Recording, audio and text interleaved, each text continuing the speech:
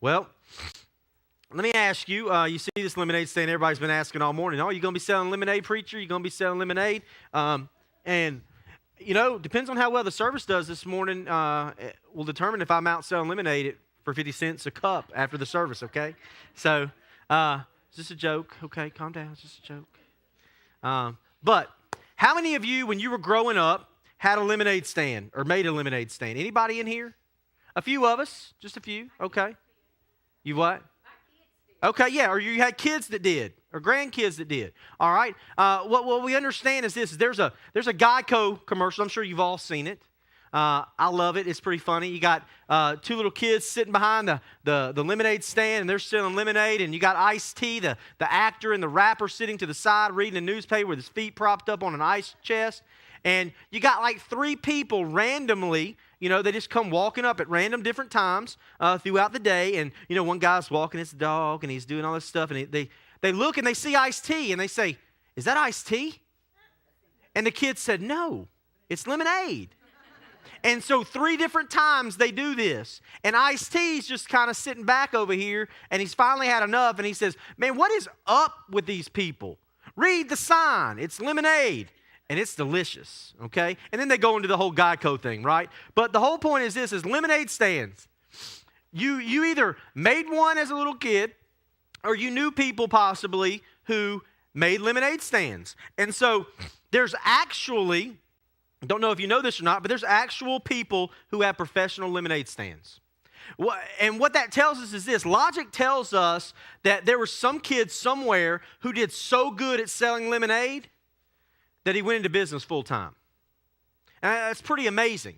All right, maybe he was in a neighborhood one day and he saw other kids selling lemonade. And he thought to himself, I could do that. Or maybe he was at a baseball game and saw a lemonade stand. Or maybe he was at a park and he saw a lemonade stand and he said to himself, "You know what, I could do that. And I could make some extra money to kind of go along with my allowance. Mom and Dad ain't giving me enough, and so I could use some extra allowance here. I need to buy some baseball cards or whatever, video games or whatever it may be." And so he asks his dad, he goes up to his dad and he says, "Dad, will you help me build a lemonade stand?" And so his dad does the best job he can and builds some old rinkety lemonade stand, and then he hand paints a sign that says lemonade, 50 cents. And he goes out into his neighborhood and he sets it up and he does really well the first day. And he does so well on the first day that he decides to go back out the next day and the next day and the next day. And pretty soon what happens is this, is that he does so well that one day he gets invited to take his lemonade stand to a middle school baseball game. And he becomes pretty smart because he gets a little smart here because he takes it to this middle school baseball game and he ups the price. And he crosses out 50 cents, puts a sign up here, $2. $2 a glass. And he does really well. And he does so well at that baseball game that other people start inviting him to come and bring his lemonade stand to their events, their parties, and whatever it may be. And guess what? He gets so busy taking his lemonade stand from place to place, from event to event, that it's starting to take up a whole lot more time than he anticipated. I mean, what started off as a hobby has now become a full-blown commitment. I mean, he's having to make special orders on lemons. He is taking all of his expenses and he's writing them down and filling them out on a spreadsheet. And I know what some of you are thinking right now. Some of you are probably thinking, "Dude, I wish I had a lemonade stand. I may start my own lemonade stand." Some of you may be thinking to yourself, "I wish that was my kid. I wish that was my grandkid. They don't even know what a spreadsheet is," right? And so whatever you're thinking right now, what we all understand is this, is we can all understand this particular moment. And here's the moment. The moment that all this became a hobby, it went from a hobby from being something that was just a full-blown commitment. He had to make a decision. This kid that took this made a decision. And here's the decision that he made. Is this going to be some kind of career for me? I mean, am I going to hire some employees? Am I going to hire a couple of other kids to kind of help me and work for me and help me carry this load? He had to make a decision. He had to make a choice that day. And that's what all of us can really relate to, is that we all have this moment. We all have this decision where we ask the question, is this a hobby or is this a career? I mean, is this something that I'm just doing for fun, or is it something else? Is there something more to it? Am I trying this out, or am I investing in it? I mean, these are questions we all face. This is the decision that we all face. And so I think these moments show up, and we can appreciate that in the business world, right? We understand that those terminologies, those questions when it comes to business. But here's what I believe. I believe that those questions occur more in our relationships than they do in the business world. I want you to watch this quick video real quick. DTR. Some of you will recognize what those letters stand for. If you're not sure, let me help you out. If you are a young man in a relationship with a young woman, then chances are these letters are enough to strike fear into your heart. You may run away from, postpone, you may dread the DTR talk. Some young men will even terminate a relationship if they feel like the DTR talk is imminent. It is that official talk that takes place in every romantic relationship. Do you know what it stands for, DTR? Define the relationship. You sit down and you decide where things are going. Have things moved from casual to committed? I remember this date I went on in high school. On the very first date, the girl tried to have the DTR talk with me. First date, DTR. I got out of there PDQ. I just ran away. And so this morning, what I want us to do is I really want us over the next several weeks, okay, the next 6 weeks, probably it'll be 7 because of homecoming, but really we're going to spend 6 weeks in this series, and I really want us to examine our relationships with Jesus. I want us to ask the question and answer it, where do I stand with Jesus? And so we all need to have this DTR, right? We need to have the define the relationship talk. We've got to have it. And here's the reason. We're going to look at a verse this morning. We're going to look in John chapter 6. You can turn there, but I want to look first at Luke chapter 9, because this is really going to be the passage that really gets us started. In verse 23. And this passage clearly lays out for you and I what it means to be a follower of Christ. It really does. And so let's look at it. Luke chapter 9, verse 23. And here's how it reads. It says, and let me just say who he is. He is Jesus. So Jesus is talking.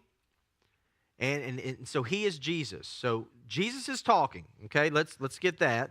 And he said to who? Them. Anybody else have a different translation? All.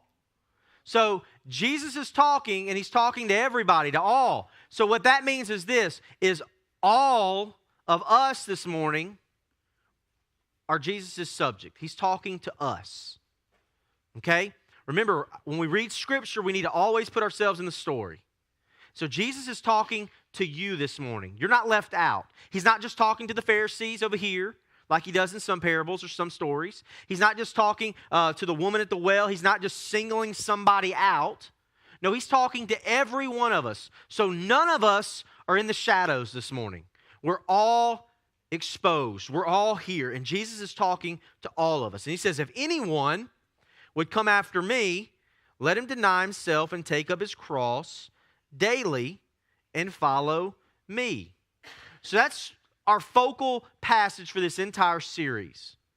So as we go through this series, I want you to really think about that verse and really what it means to follow Jesus. It means, hey, you die to yourself. You take up your cross. That's all language. People knew if you carried your cross where you were going, you were headed to die. And so what we need to understand is being a follower of Christ is about dying to yourself. It's dying every single day and living for Jesus. And so there's some of you here this morning that I really believe are ready for this DTR talk. You're ready for the Define the Relationship talk. You're ready to take your relationship with Jesus to a whole nother level. I mean, you're ready to move from the casual and the committed You're ready to move from that and start going to a more devoted, a more committed relationship with Christ. But I believe there's some of you here this morning that really aren't ready for this DTR talk, or at least you would say you're not ready, okay? Because you like your setup. You like the setup you've got with Jesus. I mean, to you, Jesus is a nice guy. He's a good teacher. He's a cool guy. You love him. I mean, he did some cool things. You like coming to church once every month or once a Sunday morning, and that's about all we see you. And you like coming because it makes you feel good about coming, right? You feel good about yourself because, hey, look, I came to church this morning. I feel pretty good about myself. I mean, I did what I'm supposed to do, and we feel good about that. And so the idea of taking things to a different level, of being more committed, more devoted, it scares you.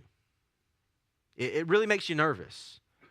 And maybe it should a little bit, but the fact of the matter is this morning we've got to have this dreaded DTR talk. I was telling the guys this morning as I was praying, we were talking, our lesson in Sunday school was about salvation, about believing and confessing, and we started it off by asking, when you think of wedding rings, what do you think of? When you think about, football game teams, what do you think about? When you think about a wedding or marriage, what do you think about? And they said a whole bunch of other different things. I said, we think about hot dog eating contests. What do you think about? Or walking on a tightrope over Niagara Falls. Finally, somebody said the word, and it was commitment. Or you got to have commitment. Yeah, they said crazy and insane and some of these things, right? Well, and maybe that's the case, right? But the fact of the matter is this, is commitment is the one word that glues all those situations together. It's commitment. And so that's really where we're headed in this series is where's your commitment? Who are you committed to?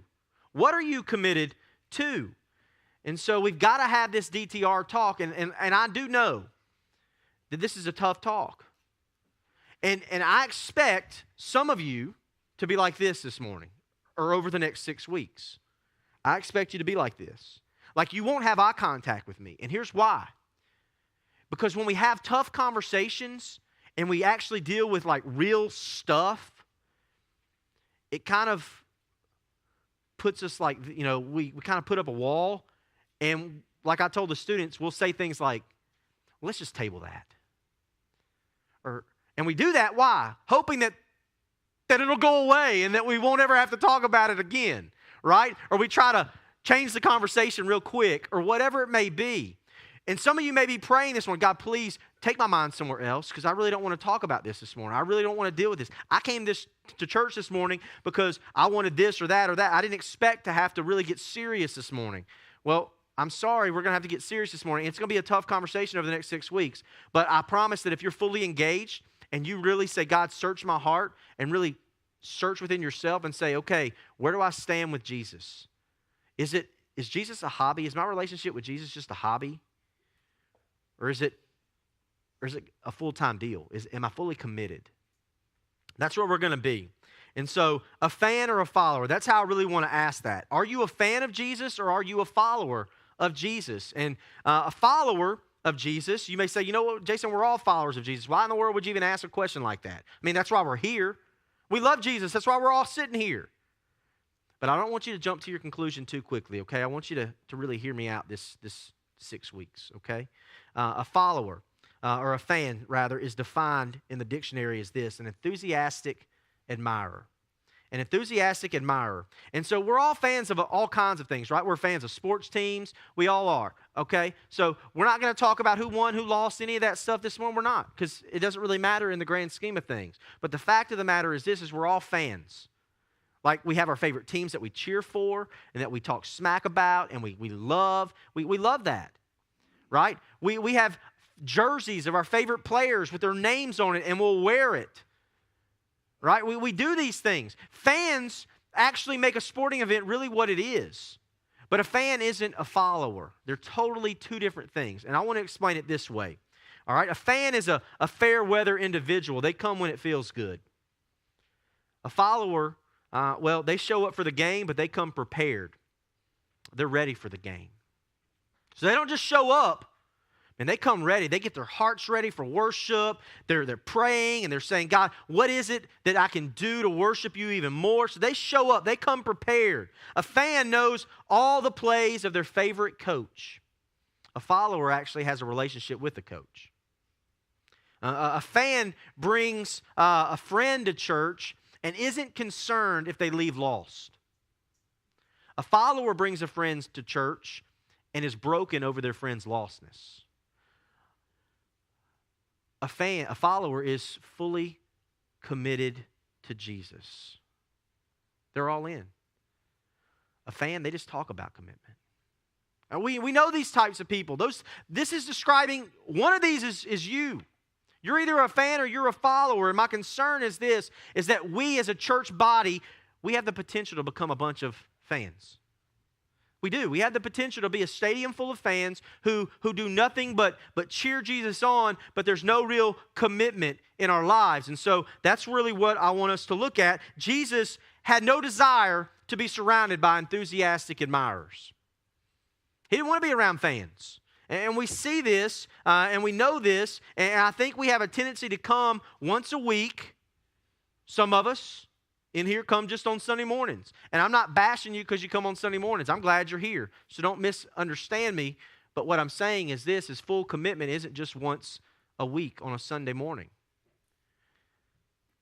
You know, we come to church, and we sit in our pews, and I've got mine. Mine's right here, one of these three. I sit in usually one of them, okay? So we have our own pews. I understand that. I acknowledge that. And we come to church, and we pull out our entertainment guide, right? We get our entertainment guide out, and we look at it, and we see how we're going to be entertained. And we come and we listen to the message and we listen to the songs, and then we get up and we get in our cars and we drive to our restaurant where we're going to eat lunch, or we drive to our home. And on the way to the restaurant or on the way home, what we do is we start to critique the sermon. And not only do we critique the sermon, but we talk about the service as a whole. And we talk about the song selections, and we give all that either a thumbs up or a thumbs down. We act like we're talent show judges. Right? Like we're judging something like the Voice or, America's Got Talent or something. All right?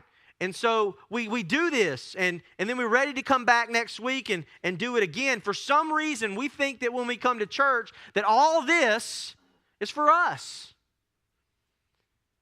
And it's not for us. It's supposed to be for Jesus. And, some of us are really good at it. We know where all the Bible verses are. Right? We know all the songs. We can flip and find the book of the Bible really quick because we took Bible drills when we were young. Right?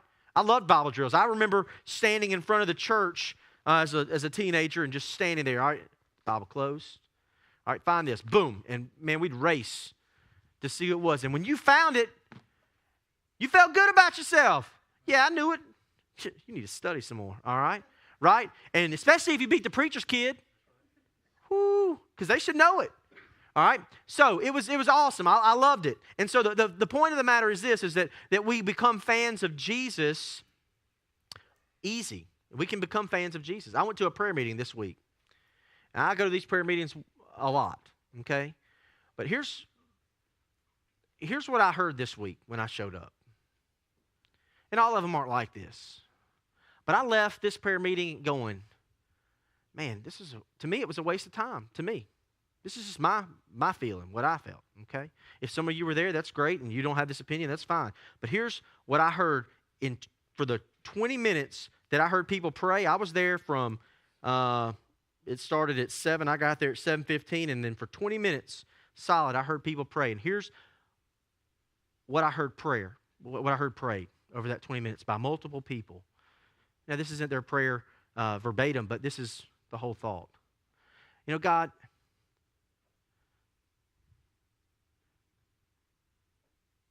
I'm so good for being here. There's people that aren't here. They're at the ball field right now playing soccer, or they're doing this, or they're just not here. Why can't they love you like I love you? That's what I heard. I'm serious. Multiple people. God, put a passion in their heart for the lost. Put a passion in their heart to be here in prayer, for revival. Well, for me, I'm sitting there thinking, well, I was just at the ball field. And if I wasn't here because I was at the ball field coaching kids and praying with my kids and their families and trying to win people to Jesus, what's more biblical? Coming to a building and praying for revival and for the lost, or actually being out in the city trying to win the lost? And so my point is this, is we can become fans. We can show up at a prayer meeting and think we're a bag of potato chips and all that, right? All that in a bag of potato chips. I'm awesome. Look at me. And all these people, they ain't here. They're out there at the ball field. Their priorities are all out of whack. That's what fans do. That's what fans do. That's not what followers do. And this morning, Jesus says, I don't want fans. I want some followers. And so I want to ask you 3 questions this morning. And for you to determine whether you're a fan or a follower, you've got to answer 3 questions. And here they are. The first one is this, is why are you here? Why are you here? Why are you here? If you read through the Gospels, you'll see that Jesus does this. Jesus takes a stick and he draws a line in the sand all the time. And he does like Joshua, and he says, hey, for me and my family, we're going to serve the Lord. Here's the line. Boom. You choose which side you're going to be on. And Jesus draws a line in the sand, and here we see in the Gospels, in John chapter 6, turn to John chapter 6, we actually see at one of these instances, because Jesus did it multiple times, but in one of these instances we see in John chapter 6, Jesus is in the height of his ministry. Things are going great. He's going around healing people. He's performing miracles. He's doing all kinds of stuff. All these large crowds are following Jesus. And Jesus, he kind of gets sick of it. And he draws a line in the sand, and he tries to find out what's going on in their hearts.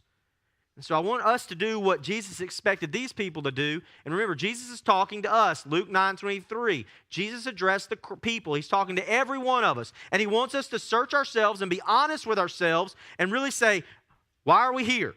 And here's why this crowd followed him. Look in verse 2 of chapter 6 of John. Verse 2 says this, that they followed him because they saw the miracles, or they saw the signs. So the main reason these crowds were following Jesus to begin with is because they wanted to be entertained. They just showed up for the show.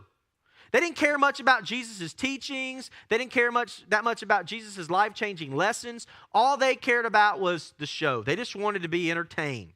Okay, that's why they were coming. That's what verse 2 tells us here in John. They saw the signs and they saw what he's doing. They followed him because they saw the signs that he was doing and how he was healing the sick. So let me ask this question. Why are you here? Why are you here this morning? I mean, what is your because? Like, I'm here because. Is your because, is it because you like the music? Is it because you like the pastor maybe? I don't know. All right, is it because, that was kind of funny, I know. All right, is it because your mom and dad made you come? Is it because your boyfriend's here, your girlfriend's here? Is it, these are all legitimate questions. Is it because of the fellowship? Is it because of the influence, the power, and the control that you have in this place that you don't have anywhere else? Now it's getting real, isn't it? All right, so think about these things. All these things are fine. They're good and well for a little bit, right? For a short time, they're good, and that's fine. But at some point, we've got to define our relationship with Jesus. We've got to come to the question and ask ourselves, why am I here? And in John chapter 6, Jesus challenges this whole crowd, this whole stadium full of fans, to a deeper, more intimate relationship with him. He says, I'm drawing the line in the sand. Are you with me or are you not? Why do you keep following me everywhere? And I want you to look in verse 66. Look at verse 66 of John chapter 6 and listen to what Jesus, the result of Jesus challenging these fans, these people, to a more deep, intimate relationship with him. I want you to see what happens. It says this, after this, many of the disciples turned back and no longer walked with him. They no longer followed him. So you got thousands and thousands of people following Jesus up on the mountains and the Sea of Galilee area where you saw last week. And they're following him. And Jesus draws a line in the sand and says, look, enough's enough. Why are you following me? And when he lays it down and he says, look, let's define what we've got here, okay? Why are you here? Where do you stand with me? A majority of the people turned around and walked away. They walked away. Fans are happy to follow Jesus as long as there's no sacrifice required, as long as there's no significant change to be made to their life. If there's no long-term commitment, they're happy to follow. But when there's long-term commitment required, when there's some kind of significant change in their life that is required, they bail, they ditch, they're gone. You don't see them anymore. That's why you can have people in your mind who said, well, I saw them get baptized, I saw them come down, but they ain't here anymore. They ain't been to church in 30 years. Bunch of fans. Fans. Not followers. And so Jesus says, let's define what we've got here. And so what he's saying, some people are coming to be entertained. They're coming for the music. They're coming for the message. They're coming for the fellowship. They're coming for the control. They're coming for this. They're coming for that. People are coming for all kinds of reasons, but they're not coming for me. That's what Jesus is saying here. So why are you here? What's your because? Jesus' because is that he wants a deep and intimate relationship with you. That's why Jesus shows up every Sunday. That's why Jesus is with you every single day. It's because he wants a deep, intimate relationship with each one of you. That's his because. So why are you here? The second question, are you all in? Are you all in? I have a friend named Brian, and when he was a junior in high school, he really liked this girl. And he had a crush on her, man. And all of his friends told him, look, you won't ever date her. And for a guy, that's permission to start the chase. So he started chasing after her. Man started doing everything he could to try and get her attention. And while he was crushing and liking this other girl, another girl started liking him. So one day he found himself at this second girl's, house. And they were watching a scary movie. You know, guys like to do that, because when the girls get scared, what do? They want to run. Oh, no. All right, so we like that. I mean, I don't like scary movies. Like, I don't watch scary movies. I did when I was younger, but I don't watch them now because they scare me, okay? And so I don't like watching them. So I try to stay away from them. All right? So he's watching this scary movie with this second girl that liked him, okay? And they watch this movie, and it's about 10 o'clock at night. They're watching this, or it's about 8 o'clock. So they're spending about 2 hours watching this movie. And while he's watching the movie, in the middle of watching this movie, he gets a phone call. But he doesn't answer the phone because he's watching a movie with a hottie. And he ain't ruining that, okay? So he doesn't answer his phone. And by the way, this was during the time when we didn't have text message, okay? So he let it go to voicemail. And when the movie was over and he got through spending time with this nice-looking girl that liked him, as he was on his way home around 10 o'clock, he checked his phone. He checked his voice message, and he had a message, and it was from the first girl that he really liked. And she's like, hey, you want to come over? And so he calls his mom and dad and says, hey, Mom, look, Dad, I'm not doing so hot in math. Can I go over and get some help in math? Okay? Whatever it may be. He needed to go get some help with some stuff. So he went over to this girl's house and spent a couple hours over there at her house, hanging out with the girl that he really liked. Now, let me just tell you, the second girl that he really liked, or the one that liked him that he went to first, she was the co-captain of the cheerleading team. Okay? So by standards of the world, we know that she's got to be, she's pretty good looking, okay? By the standards of the world. Not by our standards, but by the standards of the world. The second girl that he went and hung out with was the captain of the cheerleading team. Let's just say they talked, right? We know they talked. So the next day at school wasn't a very fun day for Brian, okay? It really wasn't. Now, what we learned from this is a true story. Now, what we learned from this is that Brian wasn't all in with either girl, was he? He wasn't all in. I mean, if you're a girl right now, if you're a lady, you want to punch Brian in the face, don't you? Who wants to do it? Anybody? Brian's not me, okay? I just want you to know that, okay? So here's the deal. He wasn't in. And the fact of the matter is this: relationships require commitment. If you're in a relationship with somebody and you're not all in, that relationship will never grow and it will always fail. Always. Never grows, never fails. And the fact of the matter is some of us, some of you, we're not all in. We're not all in. We're not. Relationships require commitment. They require sacrifice from everybody involved. If one person is all in the relationship and the other one's not, you all know the answer to this.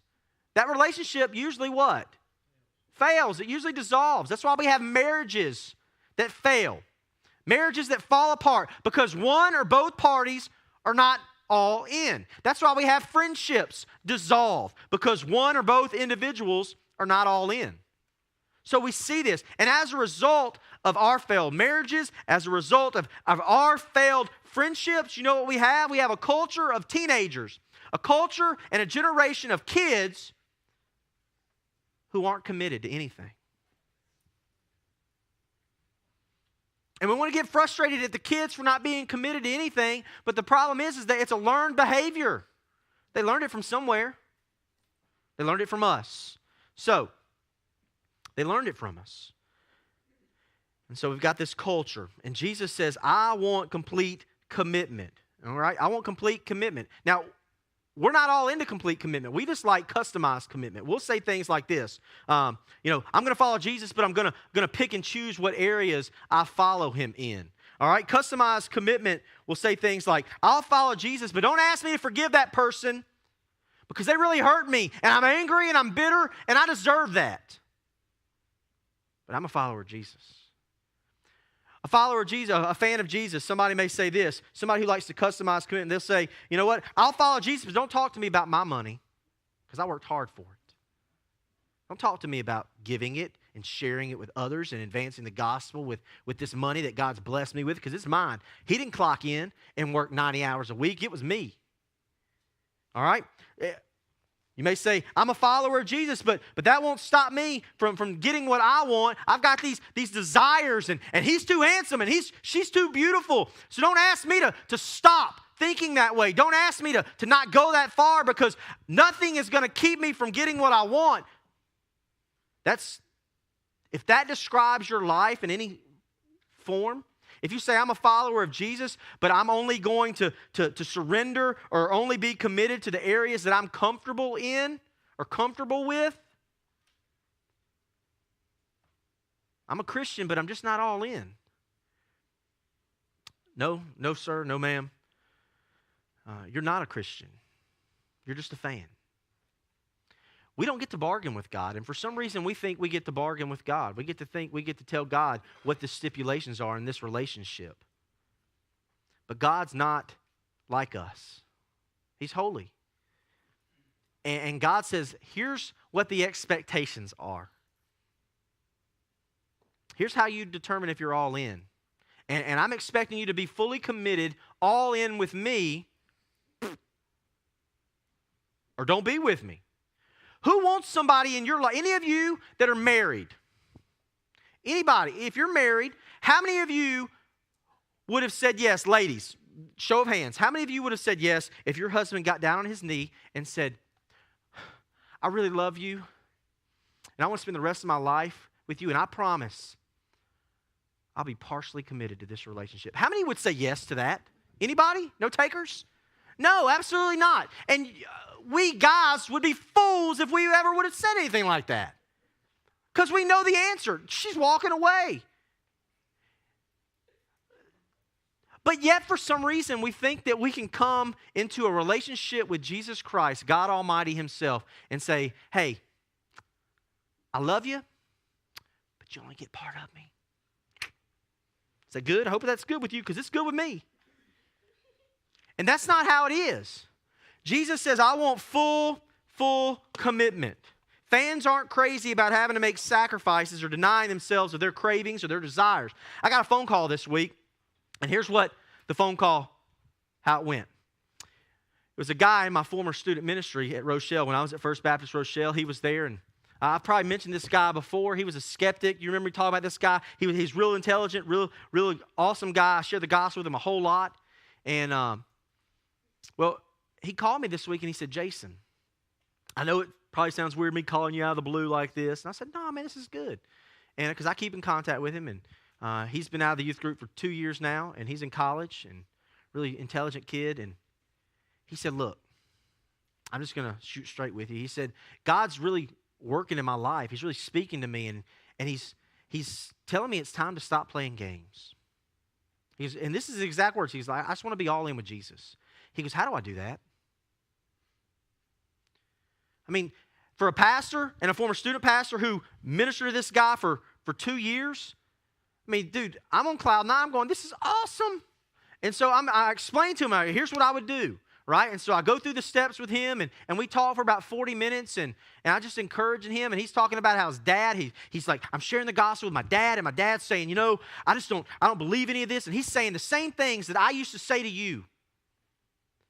And I said, it's because you have influence, Matthew. You're a leader. And it doesn't feel so good when you hear somebody say the things that you used to say, and now you know the truth, right? And he's like, yeah. And I said, well, you just pray for your dad, that he's going to come to the same conclusion that you finally came to, that Jesus wants all of you, man. He doesn't want part of you. He wants all of you. And so I just want you to understand that this is exactly what Jesus is doing in our text this morning. He's calling all of us to a relationship with full commitment. He doesn't call us to partial commitment. He doesn't call us to customized commitment. He calls us to complete commitment. And so if it's easy, if you've answered that question, why are you here? And it's pretty easy, then it's going to be pretty easy for you to figure out if you're all in or not. And if you know the reason why you're here and it's not to be all in for Jesus, if it's not for Jesus, if it's not to be fully committed to Jesus, then the answer to your question, are you all in, is probably no. Okay? So the last question we need to look at is this, is how have you made it your own? So why are you here? Are you all in? And have you made it your own? Many of us started coming to church because of a parent. Most of us, right? I mean, like mom said you had to go, right? You're going to church. Dad said, you're going to do what your mama says. Now, dad may have stayed at home. But you're going to church, boy. You don't have an option, right? How many of us grew up in something like that? Seriously, okay? Mom and dad made you come. All right, maybe, all right, if that wasn't you, we're going to get you, okay? This is class participation time. So maybe mom and dad didn't make you come. Maybe you came because a boyfriend or girlfriend was at church. Anybody like that? I'm the only one. That's where I went, okay? Now, I was a Christian, and I love going to church, but when I met Melanie, I started going to her church. And I remember her dad saying, Jason, you've been coming, you're always here. Why don't you just might as well just join here and get connected here? And I said, you know what, that's a really good idea. And so I did. And I got connected. And as a high school student, man, I was all in. But I started going to her church. Why? Because I got to spend extra time with her. I didn't have to go on a Friday night and dish out a lot of money to go on a date and spend time with her. I could go to church and worship with her. I'm serious. That was my thought. I just didn't have a lot of money, but I said, you know what? I love her, and I want to spend time with her, and I love Jesus, and she loves Jesus. Well, the best place is to be at church together, and we can go knocking on doors together and tell people about Jesus, and we did. And that's how our relationship was, and that's how we grew. But maybe it was a boyfriend, a girlfriend. Maybe it was a spouse that got you to start coming. Maybe mom and dad got you to start coming. Whatever it may be, the fact of the matter is we came a lot of times just to get people off our back. If you came because mom and dad made you come, you came and it made them happy, or it made your girlfriend happy, or your boyfriend happy. It made your spouse happy that you came. Or maybe you came because, you know what, if I come, mom and dad aren't going to be all over me to come all the time. Whatever the reason is, we can become fans in that situation because it's like riding in a car. If you're riding in a car and somebody picked you up, like a friend picked you up to go to school or picked you up to go to work, you're carpooling. And every single time they pick you up, they're listening to a particular group on the radio, a CD or something. Now, you're impartial to it. You don't really care for it. You are not really against it, all right? You don't love it. You don't hate it. But it would be like somebody picking you up and they're listening to Aerosmith, okay? Now, Aerosmith's okay. They're not like my favorite. I don't hate them. I don't particularly like them a whole lot. But you know what? It's okay to listen to. I'll listen to Aerosmith. And here's the deal. If somebody picked me up and they're constantly listening to Aerosmith, eventually what's going to happen is I'm going to start humming to I don't want to miss a thing, or whatever it may be, one of their songs, right? Or walk this way, right? I'm gonna start humming it. I'm gonna start singing it. And what you would say is this: is Jason, you became a fan of Aerosmith. And it's the same way in church. We can become fans when we keep coming to please mom and dad, when we keep coming to please boyfriend or girlfriend, or please spouse, or to please others. What happens is this: is we start recognizing the stories of the Bible. We understand. I know where they are. I can get to the book pretty fast. I like the songs. And what happens is we become a fan. We become a fan of Jesus. And this really is the most dangerous situation for us to be in. It really is. If your faith isn't your own, if it's not your own, if it's a secondhand faith, well, then it's not faith. And what happens is this: if you're trying to build a foundation upon somebody else's faith, your house is going to crumble. It's going to fall. You can't build your foundation on your mom's faith, your dad's faith, your spouse's faith, your girlfriend's faith, your best friend's faith. You can't build it on your pastor's faith. You can't build it on anybody else's faith. Your faith has to be your own. Jesus doesn't want secondhand faith. And what happens is when we do this, we become numb to real faith, and we just go through the motions. We go through a routine. So the question is this: is have you made your faith your own? Jesus isn't looking for a relationship between you, your mom, and him. He's not looking for a relationship, adults, with you, your spouse, or him. He's not looking for a relationship between you, your best friend, and him. He's looking for a relationship with just you and him. How many of you like third wheels? Oh, nobody? We don't like tag-alongs. It's hard to have a really decent relationship when you got a tag-along. And Jesus just wants you. He wants you. He wants your faith. He doesn't want somebody else's faith.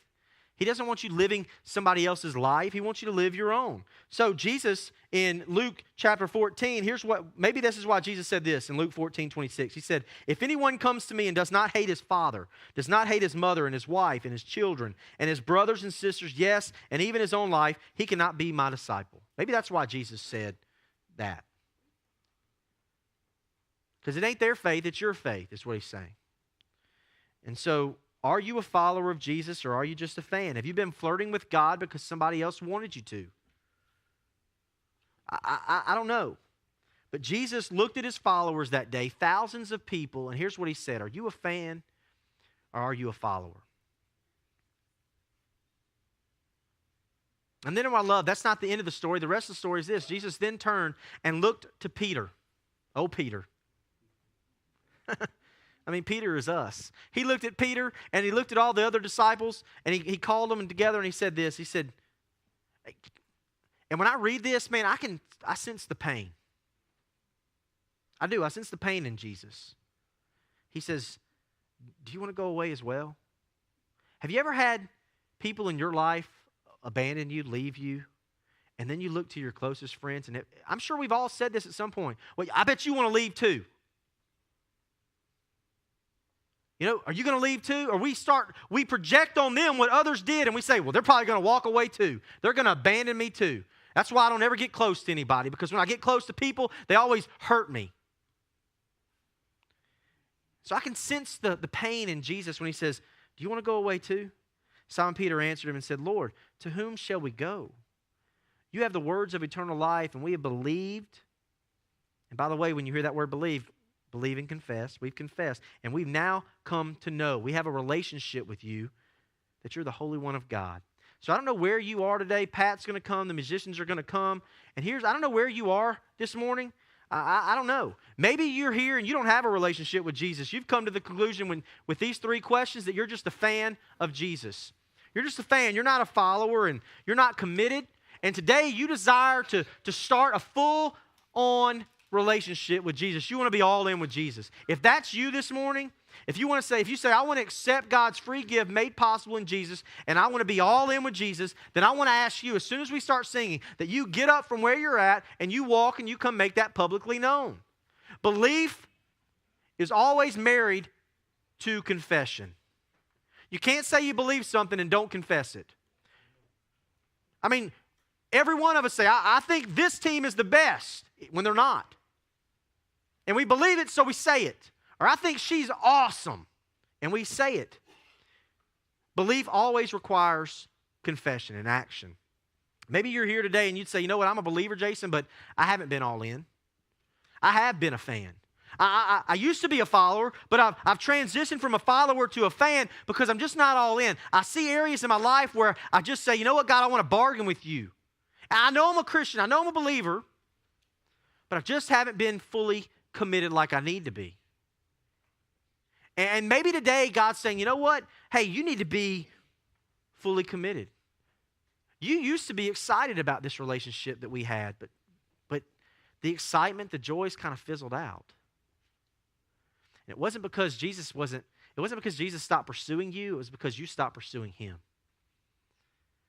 Jesus has always been right there with you, pursuing you, watching over you, helping you, and loving you. And all he's doing is standing there like this saying, man, would you come home? I'll tell you what, my wife was gone for 2 days. I know, yeah, it's kind of, look, and we had a great time at home. There was no issues, no big deal. It was awesome. And here's the deal. But all day yesterday, I sat with my phone on the bed, on my chest, while I studied or watched football, whatever we did. Man, I did 6 loads of laundry. I mean, we did all kinds of stuff. Man, I want her to walk in and be like, boom, that's right, that's my man right there. All right? I did, I'm serious.